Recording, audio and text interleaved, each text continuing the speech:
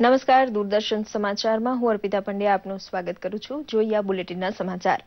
રાષ્ટ્રપિતા મહાત્મા ગાંધીએ તેમના જીવનકાળ દરમિયાન લખેલા પત્રો અને લેખો સહિતનું લખાણ આગામી પેઢીઓને પણ માર્ગદર્શન આપતા રહે તે માટે કેન્દ્ર સરકાર દ્વારા એક ભગીરથ કાર્ય હાથ ધરાયું હતું.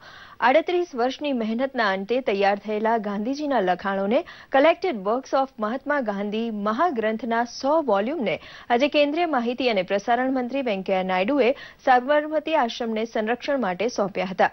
સાદગીપૂર્ણ સમારોહમાં મંત્રીશ્રીએ જણાવ્યું હતું કે સમાજની દરેક સમસ્યાનું નિરાકરણ અને જીવન જીવવાની સાચી દિશા આ પુસ્તકોમાં છે. એમણે મહાત્મા ગાંધીના આદર્શો અને વિચારોના અનુસરણની લોકોને હાકલ કરી હતી. શહેરી વિકાસ વિભાગ, ગુજરાત સરકાર, અમદાવાદ મ્યુનિસિપલ કોર્પોરેશન તેમજ ગાહેડ ક્રેડાઈના ઉપક્રમે આજે અમદાવાદમાં હાઉસિંગ ફોર ઓલ અને સ્માર્ટ સિટી મિશન અંતર્ગત આયોજિત કાર્યક્રમમાં કેન્દ્રીય શહેરી વિકાસ મંત્રી વેંકૈયા નાયડુ હાજર રહ્યા હતા. એફોર્ડેબલ હાઉસિંગ પ્રોજેક્ટના અમલીકરણમાં ગુજરાત અને અમદાવાદ અગ્રેસર હોવાનો શ્રી નાયડુએ દાવો કર્યો હતો. મોદી સરકારે વિકાસનું વિઝન દેશ સામે રજૂ કરી નવા કીર્તિમાન સ્થાપિત કરવાની અનેક સિદ્ધિ એમણે વર્ણવી હતી.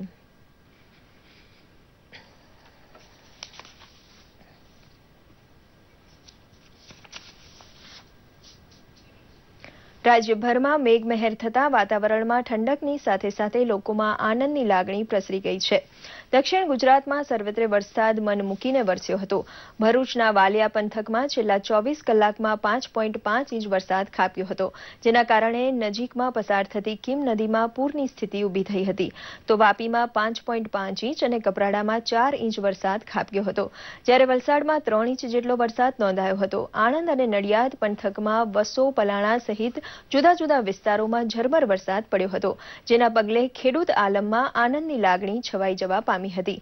આ તરફ ડાંગ જિલ્લામાં અષાઢી માહોલ જામ્યો છે. છેલ્લા 24 કલાકમાં 2 ઇંચથી વધુ વરસાદ નોંધાયો છે. વનાછાદિત તાપી જિલ્લામાં પણ ધમાકેદાર વરસાદની એન્ટ્રી પડી હતી.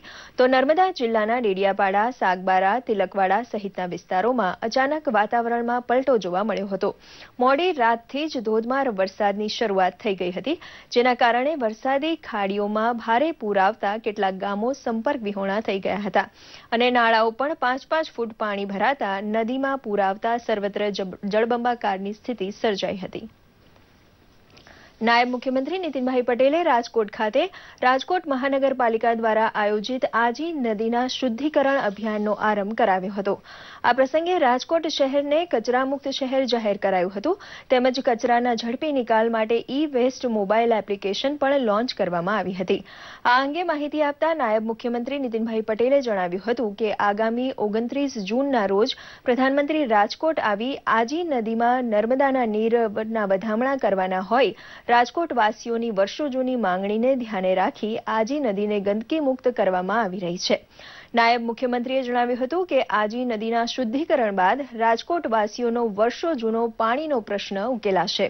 તેમજ નદી કાંઠે વોકવે અને બંને તરફ દિવાલોના નિર્માણ માટે રાજ્ય સરકાર દ્વારા 51 કરોડ રૂપિયા ફાળવાયા છે.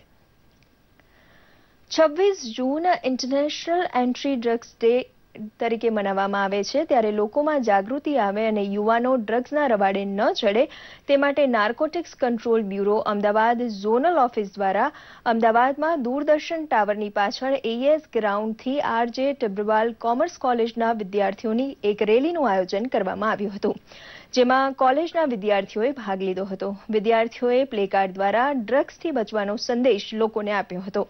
યુવાનો તેમજ વિદ્યાર્થીઓ ડ્રગ્સનો શિકાર ન બને તે માટે લોકોમાં જાગૃતિ લાવવા કાર્યક્રમનું આયોજન કરવામાં આવ્યું હતું. આ પ્રસંગે નાર્કોટિક્સ વિભાગના ડાયરેક્ટર હરિઓમ ગાંધીએ જણાવ્યું હતું કે વિદ્યાર્થીઓમાં જાગૃતિ આવે તો તેઓ પોતે તો બચી શકે છે, પરંતુ અનેક લોકોને ડ્રગ્સનો ભોગ બનતા અટકાવી શકે છે. તે માટે વિવિધ કાર્યક્રમો યોજાયા છે. તો આ સાથે અત્યારનું આ બુલેટિન અહીં સમાપ્ત કરીએ છીએ. નમસ્કાર.